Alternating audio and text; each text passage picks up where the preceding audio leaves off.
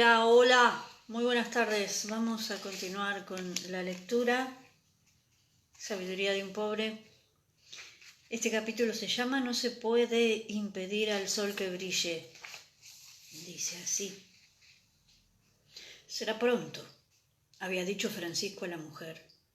Algunos días más tarde, solamente se puso en camino al atardecer con el hermano León para ir a ver al niño enfermo. Le había venido la idea de llevar el saquito de flores que la hermana Clara le había dado a su paso por San Damián. Voy a sembrarlas debajo de la ventana de los niños, se decía. Eso les dará alegría a los ojos. Cuando vean florecer su casita todavía la querrán más. Es todo tan diferente cuando se han visto flores desde pequeño.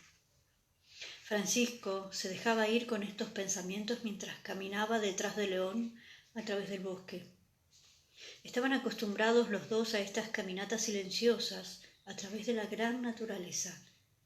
Pasaron pronto las cuestas de un barranco, en cuyo fondo bramaba un torrente. El lugar era retirado y de una belleza salvaje y pura. El agua saltaba sobre las rocas, blanquísima y exultante, con breves relámpagos azules.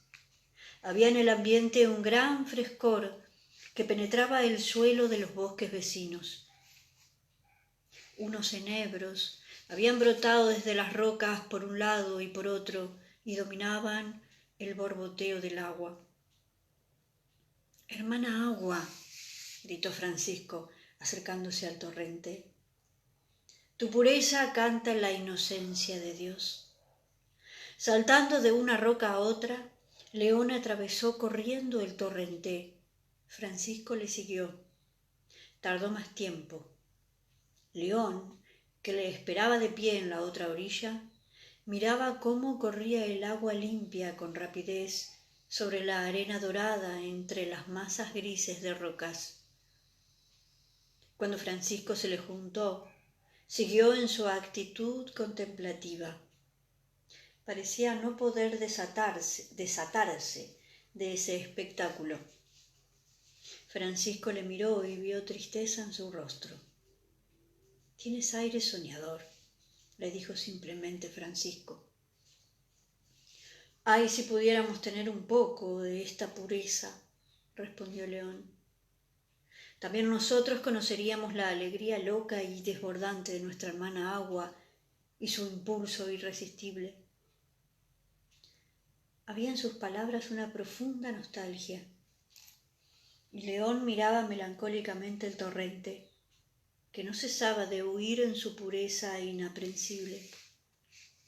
«Ven», le dijo Francisco, cogiéndole por el brazo. Empezaron los dos otra vez a andar.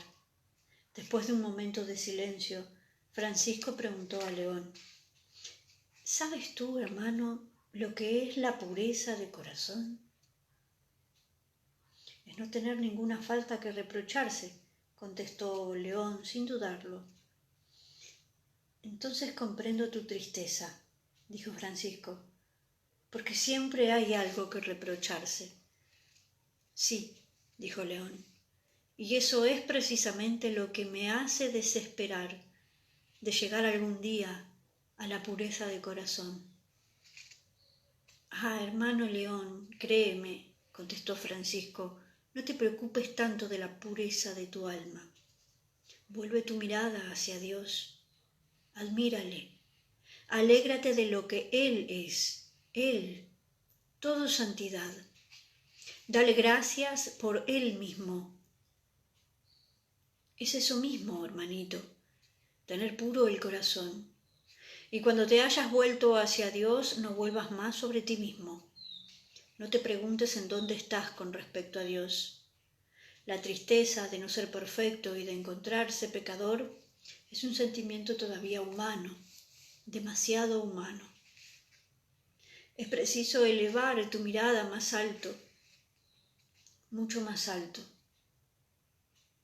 Dios, la inmensidad de Dios y su inalterable esplendor.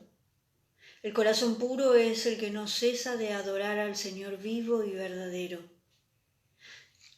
Toma un interés profundo en la vida misma de Dios y es capaz, en medio de todas sus miserias, de vibrar con la eterna inocencia y la eterna alegría de Dios.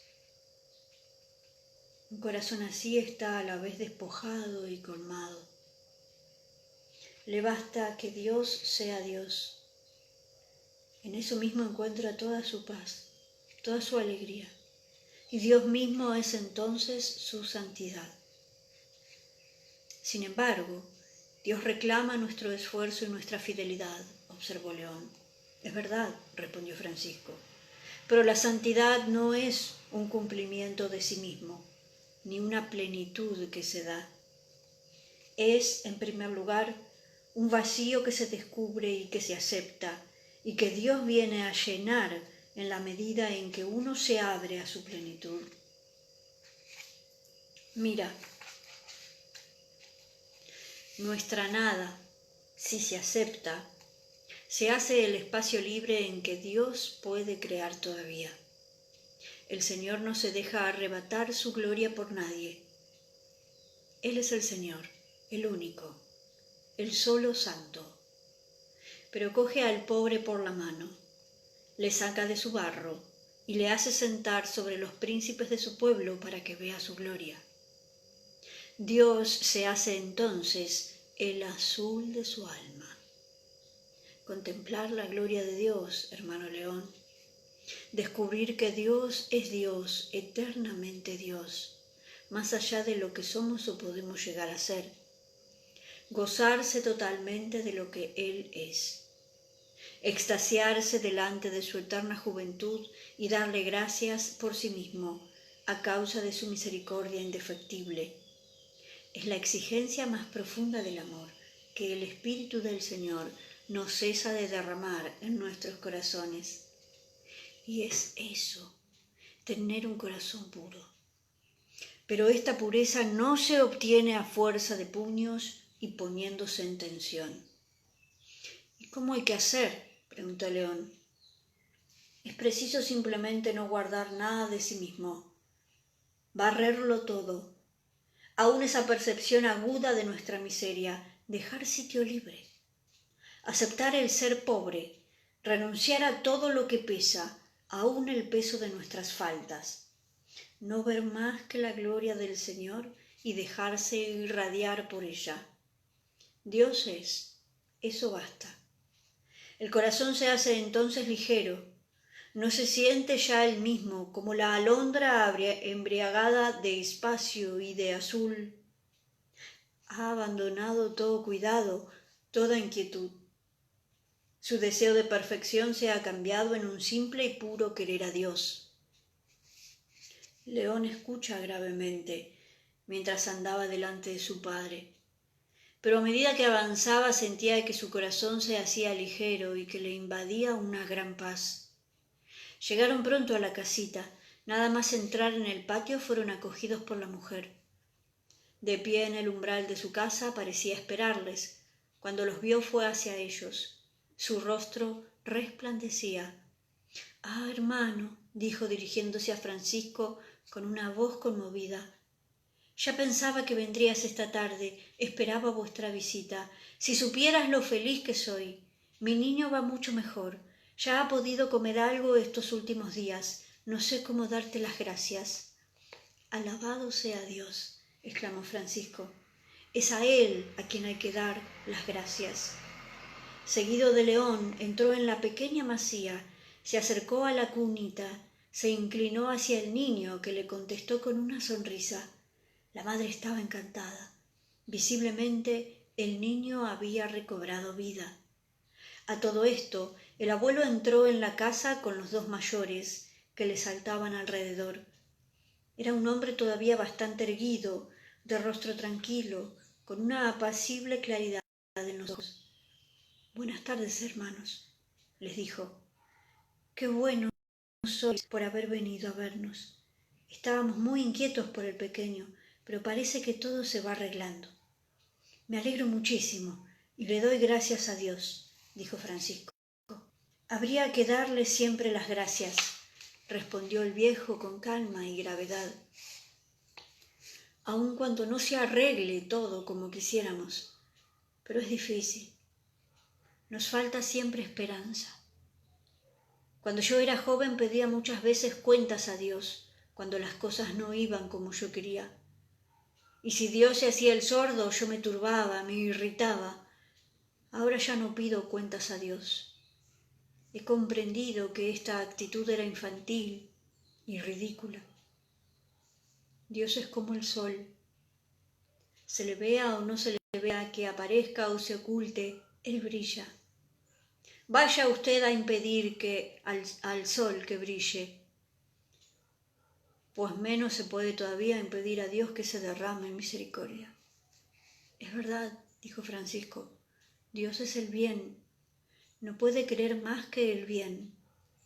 Pero a diferencia del sol, que brilla sin nosotros y por encima de nuestras cabezas, ha querido que su bondad pase por el corazón de los hombres. Hay en eso algo de maravilloso y también de temible. Depende de cada uno de nosotros, por nuestra parte, que los hombres sientan o no la misericordia de Dios. Por eso la bondad es una cosa tan grande. Los dos niños que estaban pegados a las piernas del abuelo levantaban hacia Francisco y León los ojos, grandes, en donde se leía a la vez el asombro y como una espera. Escuchaban, o mejor aún, miraban. Era su manera de escuchar. El rostro de Francisco, su manera de hablar, les impresionaba mucho. Emanaba de él tanta vida y tanta dulzura que estaban como encantados. Bueno, esto hay que celebrarlo, dijo entonces Francisco. El hermanito va mejor y hay que alegrarse. Y dirigiéndose al mayor, que no le quitaba los ojos de encima, dijo: ven, hombrecito, voy a enseñarte una cosa. Lo cogió de la mano y lo llevó hacia el patio de entrada. Todos le siguieron. Y la pequeña no fue la última en salir a ver lo que iba a pasar. He traído semillas de flores, dijo Francisco, enseñando el saquito al niño. Son flores muy bonitas, pero ¿en dónde las vamos a sembrar? Francisco echó una ojeada al patio. Había allí, al pie del muro, debajo de las ventanas, una vieja pila de piedra bastante larga, que debía de haber servido en otro tiempo de abrevadero de los animales. Estaba llena de tierra y restos de hojas muertas y de malas hierbas que brotaban. Esta pila será muy buena, dijo el abuelo. Francisco arrancó enseguida las hierbas que había, removió la tierra y se puso a echar las semillas. Todas las miradas seguían su mano, que se movía con prisa, intentando ver la semilla imperceptible que caía. ¿Por qué haces eso?, preguntó el chico intrigado. Porque, contestó Francisco, continuando la siembra, cuando veas las florecillas salir al sol y reírse con todas sus fuerzas, tú también te reirás y dirás: ha hecho cosas bien bonitas Dios. ¿Y cómo se llaman esas florecillas?, preguntó el niño. Ah, eso no lo sé, respondió Francisco. Pero si quieres, podemos llamarlas esperanza. ¿Te acordarás? Son flores de esperanza. Y el hombrecito, maravillado, deletreó despacito: esperanza. En este momento volvía el padre del trabajo, gordo, vestido con una túnica de color ceniza, con las piernas desnudas cubiertas de polvo, el rostro sombreado, el cuello abierto, las mangas subidas, dejando ver unos brazos robustos y bronceados. Se dirigió hacia los hermanos con una amplia sonrisa en que brillaba el sol de toda una jornada. «Buenas tardes, hermanos», exclamó. «Habéis tenido buena idea en venir esta tarde. Ha caído muy bien. He terminado el trabajo un poco más temprano. Bueno, ¿han visto al pequeño? Va mucho mejor, ¿verdad? Es verdaderamente extraordinario». El conjunto de su persona expresaba a la vez algo muy fuerte y simple. El mismo cansancio no quitaba nada a esta impresión de fuerza tranquila. Parecía, por el contrario, darle más peso. «Se quedarán a cenar con nosotros», dijo a los hermanos, con un tono amistoso, pero sin réplica. Después, haciendo gesto de retirarse, añadió: «Un momento, por favor. Me paso un poco de agua por la cara y estoy aquí».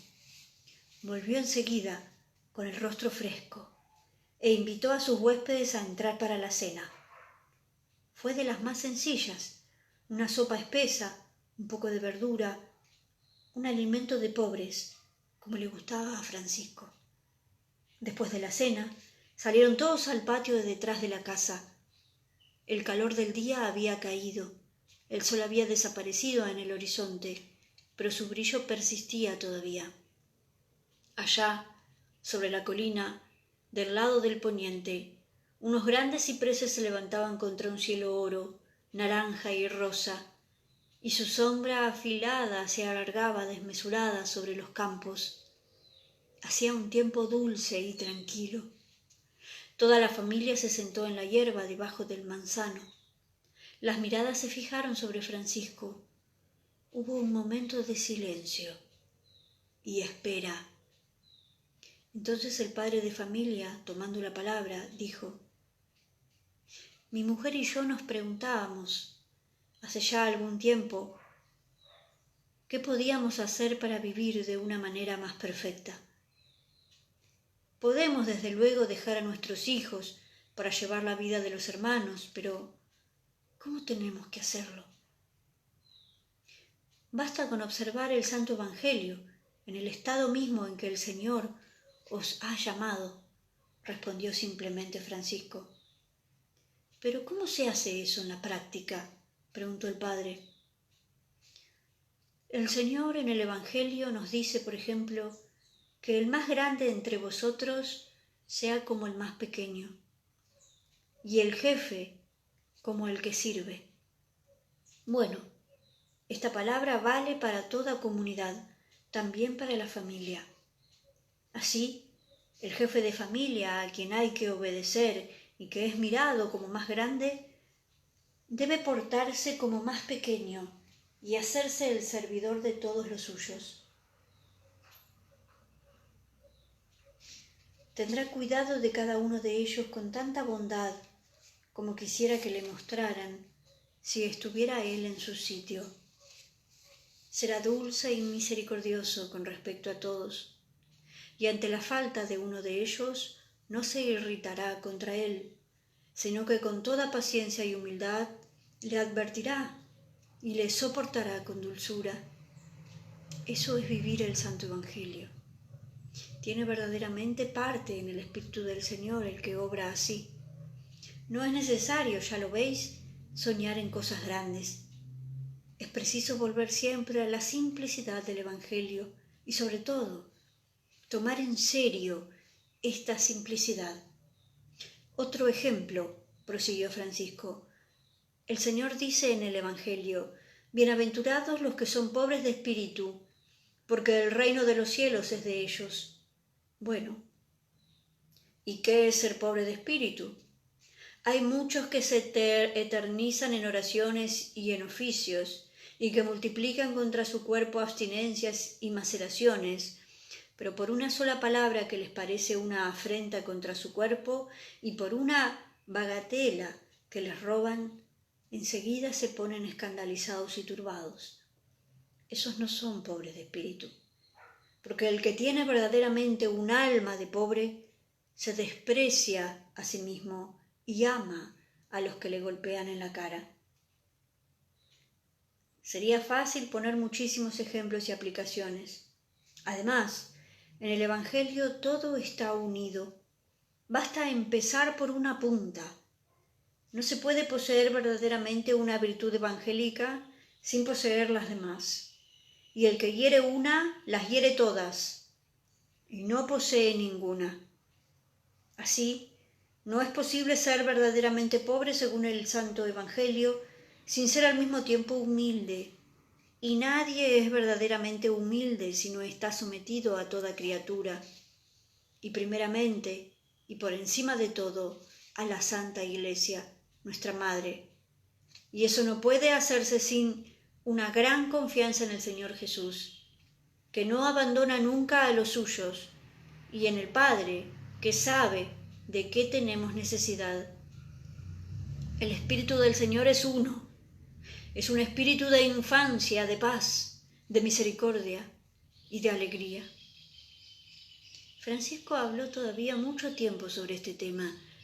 Para aquella gente simple y abierta, el escucharle era un verdadero placer. Pero comenzaba a caer la noche. Se pegaba a las gruesas ramas nudosas y oscuras del manzano. Imperceptiblemente, el aire refrescaba. Los niños, los dos mayores, pegados contra su abuelo, y que de cuando en cuando hacían alguna diablura, empezaron y a querer moverse. Francisco y León pensaron entonces en volver. Se levantaron y se despidieron de sus amigos.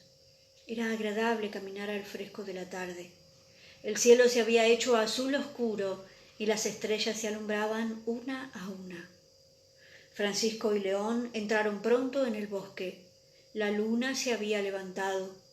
Su claridad golpeaba la cima de los árboles y corría a lo largo de las ramas, entre las hojas, hasta el suelo, en que se esparcía en gruesas gotas de plata sobre los helechos y los arándanos.